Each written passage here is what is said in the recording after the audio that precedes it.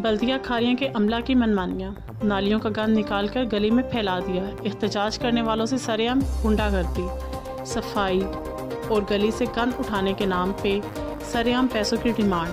पैसे दो तब गली की सफाई होगी, वरना हमारी कोई जिम्मेदारी नहीं। और इनकी पुश्तपनाही इंचार्ज बल्दिया चौधरी एहसान और सुपरवाइज़र असलम कर रहे हैं, जबकि परवीन नामी खातून जो कि असलम की बीवी है, इसका तो खुला ऐलान है अगर सफाई करवानी है तो पैसे लगेंगे, वरना हमारे पास फालतू वक़्त नहीं।